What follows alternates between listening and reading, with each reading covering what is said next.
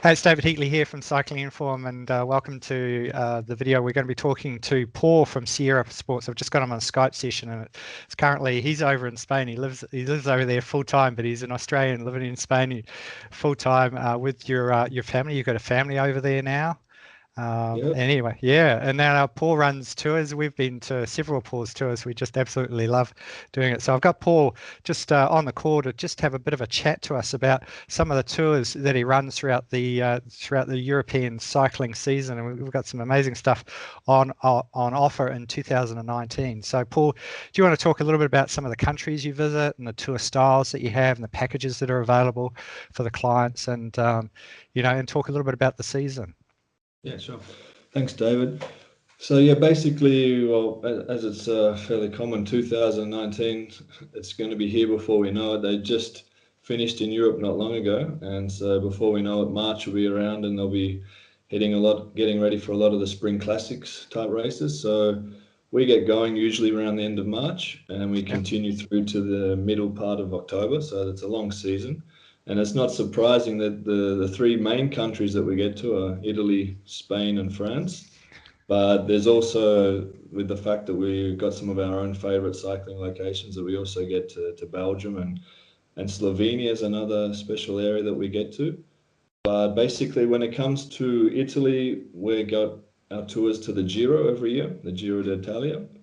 And we've also got a very common, very popular tour, which is Dolomites in summer. So often what happens with the Giro, you get still a bit of unpredictable cold weather for the Dolomites at that time of year. So some clients like to come in that July period when they're guaranteed a little bit warmer weather on the high mountains.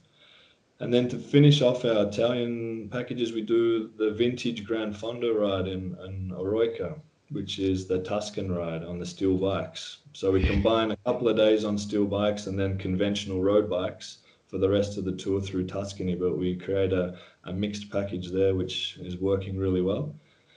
Then when we jump over, I know once you were mentioning that the Oroica one's something that you're interested in. Yeah. Look, I've got a couple of old retro bikes from the 1980s, and I'd be keen to go with. So just around the logistics, just a quick one on logistics. Like, obviously, I'd need to bring two bikes over, or I could bring my steel bike over. You've got rental bikes available over there. So what generally do people do for options around that? Because obviously, carting two bikes over can get quite expensive for an event like that.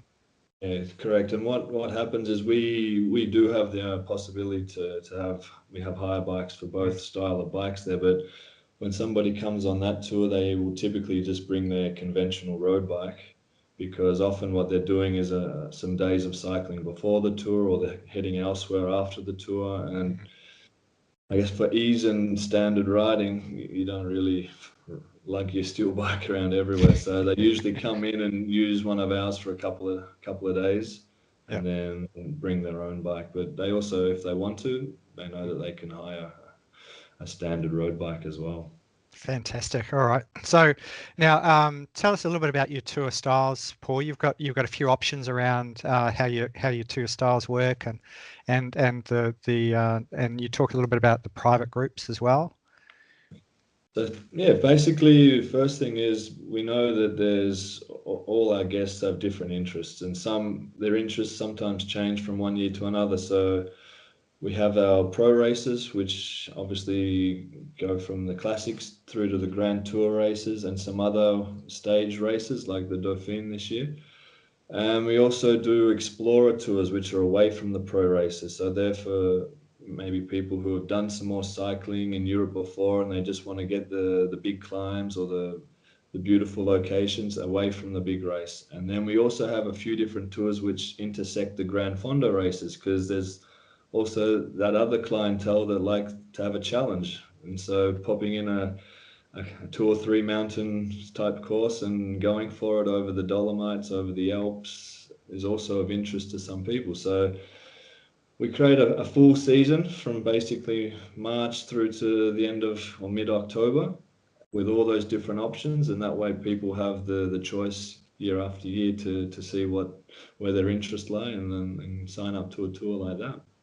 Fantastic. Yeah. So you've got those scheduled gin tours you do, and then you do also private groups as well. Yeah, is that correct? Yeah. So on a standard year, we're doing 10 to 12 guided European tours a season. Mm. And probably two to three of those a year are private groups. So yeah, they're not necessarily on the web page, but through our repeat clients or word of mouth, someone says, oh, I've got a group of usually at least six or up Mm. to 6 to 15 people. And yeah, they might have a dream location, or they might still want to go to one of the locations that we go to, but just at different dates and have a private group. So we prepare a separate program for them. They get in touch and we roll it out based on their requirements. So yeah, that's working really well as well. Fantastic. All right. So what's the best way of people to get hold of you and to have a look at some of the tours you've got going on during 2019 season? Yeah, so basically 90% of the tours are live on the website now. Yep. So if they go to Sierra Sports and Tours, a Google Hmm. search, they'll find our website. There's still the La Vuelta, which is the Spanish Grand Tour race that doesn't get released till early January. So there's Okay. still that one. It's not live yet. And we have the dates for the Dauphiné, but that also won't get released, the actual itinerary, till March. Mm. But it's we know where it's roughly heading, and so we've got the dates for the final stages to see that race. But apart from that, yeah, on the web page, and then any questions, just follow the contact us form and get in touch that way. Fantastic. And you also ring back to Australia. You call a lot of people back, don't you? Yeah, I mean, almost 100% of our clients are from Australia and New Zealand. So even though we're over here in Europe, we've got really close ties with Australia still. So anybody anywhere really, they just need to give us a message, and we'll get straight onto them with a call. And that way, it's always best talking. You can Yeah. always get through the main points and resolve any questions or issues a lot quicker.